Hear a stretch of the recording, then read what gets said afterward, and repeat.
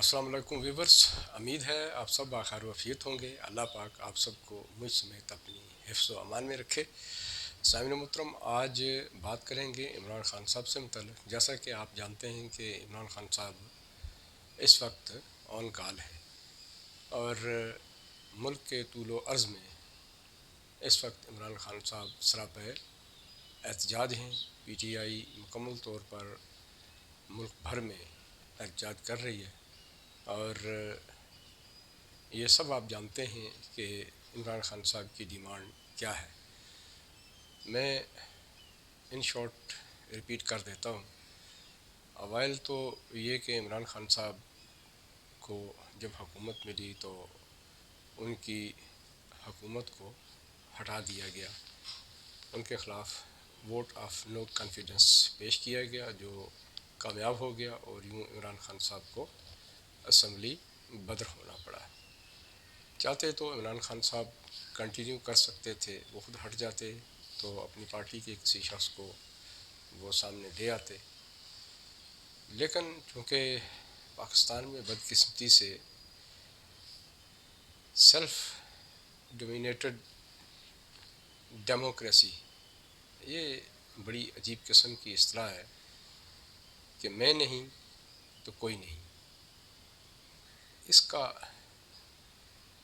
जो रवाज है ये ख़त्म नहीं हो रहा, जिसकी वजह से काफ़ी सारे नुकसानात हो रहे हैं, जबकि जमहूरियत में ऐसा नहीं होना चाहिए। अगर एक शख्स नायल होता है तो पार्टी का सेकंड इन कमांड तैयार रहना चाहिए, लेकिन चूँकि तंग नज़री है और राज किसे रास नहीं आता, इक़्तिदार का नशा, इससे सिवा और कुछ नहीं है। यही कुछ वजूहात हो सकती हैं। बहरहाल हम बात करते हैं। इमरान ख़ान साहब इस वक्त सरापा एहतजाज हैं और एक तो वजह मैंने आपको बता दी कि उन्होंने फ़ौरन आते ही एक साइफ़र स्टोरी जो है ना वो मंजर आम पे लाई और आपने देखा कि पूरे मुल्क के तूलो अर्ज़ में इमरान ख़ान साहब ने उस साइफ़र को फैलाया।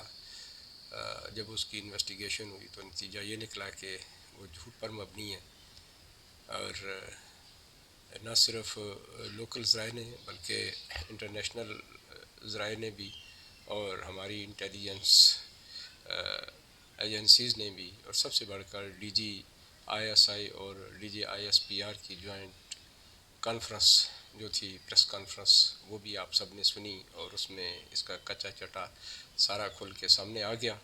उसके बाद चाहिए तो ये था कि इस नैरेटिव को डिफ्यूज़ हो जाना चाहिए था, लेकिन इमरान ख़ान साहब चूँकि वक्त के बादशाह हैं और उनकी आदत है कि वो छोटी सी बात को बतंगड़ बना लेते हैं और फिर कौम यूथ जो इस वक्त तक की ऑब्ज़र्वेशन है, अक्ल से आरी लोग, वो बिना तहकीक किए इमरान ख़ान साहब का साथ देते हैं, जबकि हक़ाइक़ उसके बिल्कुल बरक्स होते हैं। मैं डिटेल में नहीं जाना चाहता, एक लंबी डिटेल है, लेकिन हम बात करते हैं कि इस वक्त इमरान ख़ान साहब का क्या प्लान है और इमरान ख़ान साहब इस वक्त क्या करने जा रहे हैं।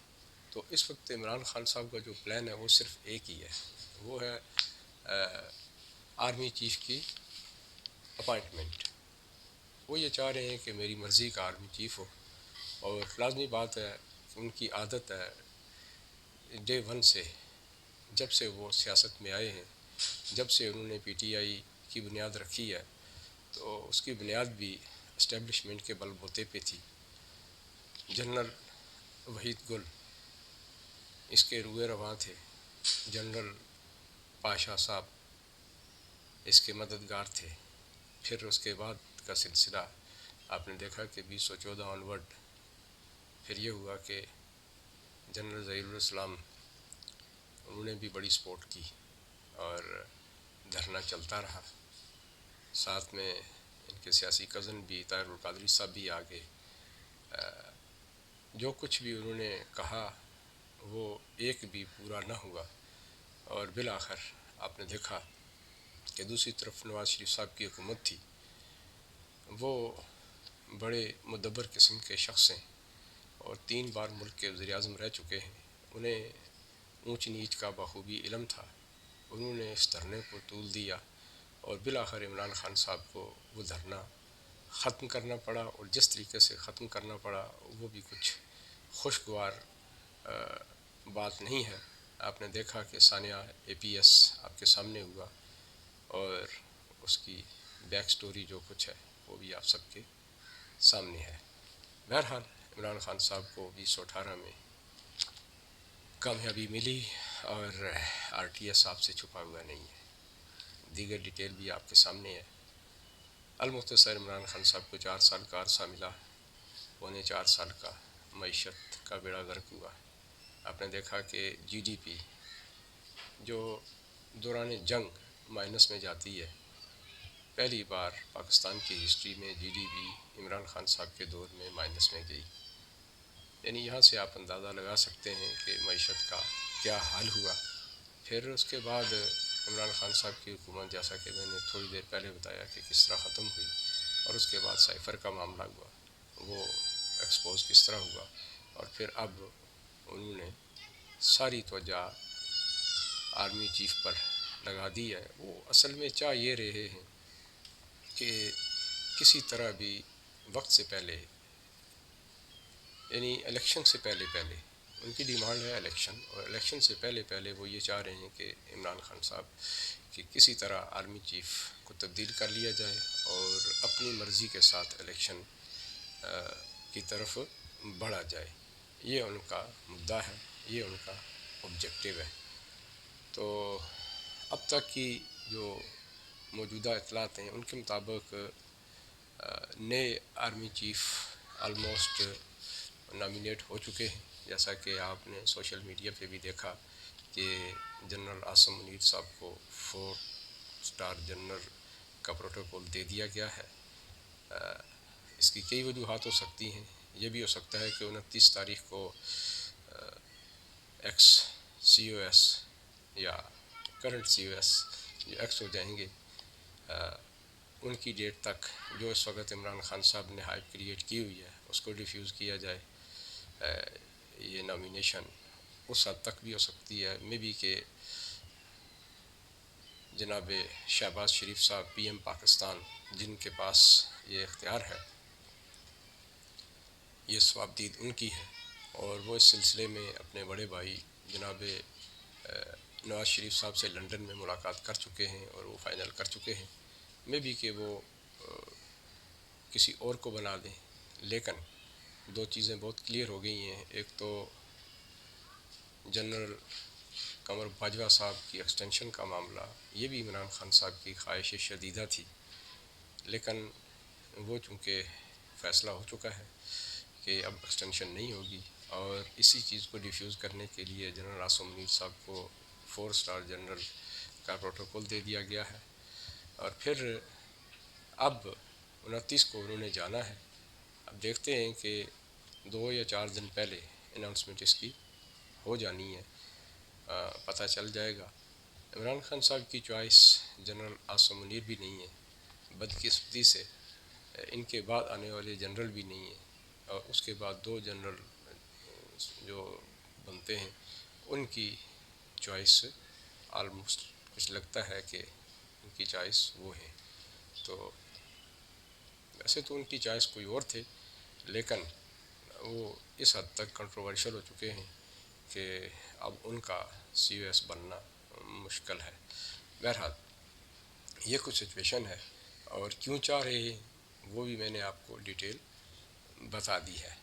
تو یہ کچھ تھا عمران خان صاحب کا، اور اب جو عمران خان صاحب یہ کر رہے ہیں کہ کسی نہ کسی طریقے سے جب یہ ساری چیزیں کلیئر ہو گئی ہیں، ایک آپشن عمران خان صاحب کے پاس باقی بچا ہے، اور وہ آپشن یہ ہے کہ کسی نہ کسی طریقے سے پبلک پریشر بڑھایا جائے، اور وہ بار بار یہ کہتے ہیں کہ میں پنڈی کی طرف جاؤں گا، اسلام آباد کی طرف نہیں بلکہ پنڈی کی طرف جاؤں گا۔ تو آپ سمجھتے ہیں کہ پنڈی کی طرف جانے کا کیا مقصد ہے، اور اس عمران خان صاحب کے بیان پر حکومت وقت نے بھی کمر کس لی ہے، لنگوٹے انہوں نے بھی کس لیے ہیں، اور ان کی اسٹریٹجی بھی بہت واضح ہے۔ رانا ثناء اللہ صاحب بڑے واضح طور پر اس بارے اعلان کر چکے ہیں، اور اس بار حکومت وقت کا بھرپور ساتھ پاک فوج دے گی. وقت کی ضرورت بھی ہے اور آئینی ڈیمانڈ بھی ہے. بہرحال عمران خان صاحب آخری کوشش کریں گے، چونکہ وہ پبلک سے ہیں اس وقت آئے ہوئے، پبلک کا ان پر پریشر ہے اور کسی طرح بھی ان کے پاس کوئی آپشن اس وقت ہے نہیں ہے کہ عمران خان صاحب اس مارچ کو پوسٹ پون کر دیں یا ختم کر دیں. اگرچہ انہوں نے ایک کوشش ان کے ساتھ ہوئی کہ ان کے اوپر کاترانہ حملہ ہوا، اور جو کچھ آپ کے سامنے آ رہا ہے اور جو کچھ ڈیٹیل آ رہی ہے وہ بھی عمران خان صاحب کے اوپر ہی آتی ہے. بہرحال ہم اس طرف نہیں جاتے. کوشش ہوئی اور اچھا نہیں ہوا. اب عمران خان صاحب اس پوزیشن میں نہیں ہے کہ وہ فورتھ ویو اس مارچ کو پوسٹ پون کر دیں یا سرے سے ہی ختم کر دیں. اب وہ منزل مقصود ان کی پنڈی ہے، وہ پنڈی جائیں گے، احتجاج کریں گے اور بھرپور طریقے سے احتجاج کریں گے. پورا کا پورا وہ پریشر ڈالیں گے کسی نہ کسی طریقے سے کہ آرمی پر پریشر ڈالا جائے اور ان کے ذریعہ حکومت وقت پر پریشر ڈالا جائے، اور ان کی جو ڈیمانڈ ہے الیکشن، نئے الیکشن، وہ نئے آرمی چیف سے پہلے ہو جانے چاہیے. ان کا یہ مشن ہے، لیکن نہیں لگتا، اس لیے کہ اب گراؤنڈ پوزیشن بالکل بدل چکی ہے. ان کو فائدہ صرف یہی ہے. تو یہ آج کی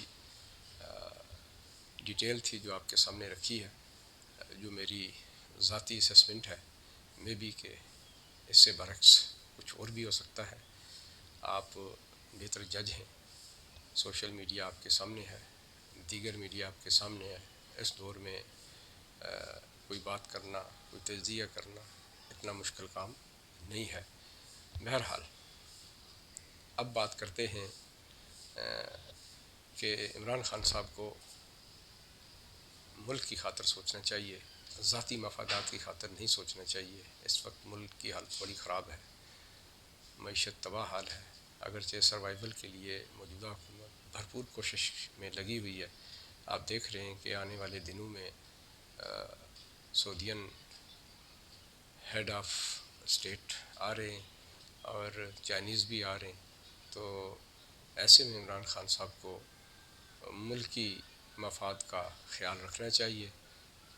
پاکستان بھی یہی ہے، عمران خان صاحب بھی یہی ہیں، سیاست بھی یہی ہے. لیکن عمران خان صاحب چونکہ دیکھا گیا ہے کہ وہ انتہائی درجے کے مطلب پرست ہیں اور موقع پرست ہیں. وہ کوئی بھی موقع ہاتھ سے جانے نہیں دیتے. اس کی وجہ یہ ہے کہ وہ ایک کرکٹر ہیں، اور کرکٹ میں اگر آپ نے ایک موقع لوز کیا تو آپ میچ لوز کر جاتے ہیں. تو شاید اسی اسٹریٹجی کو لے کے عمران خان صاحب چل رہے ہیں. جبکہ سیاست میں ایسا نہیں ہوتا. سیاست بڑا بردباری کا کام ہے، اور جسے آج جواب دینا ہوتا ہے اسے 4 دن کے بعد جواب دیا جاتا ہے. تو سامعین محترم، یہ کچھ آج کا ویلاگ کرنٹ سچویشن سے متعلق.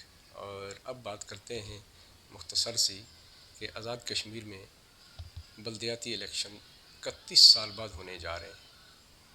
اگرچہ یہ انٹرنیشنل ایشو نہیں ہے، لیکن ایک ایشو ضرور ہے.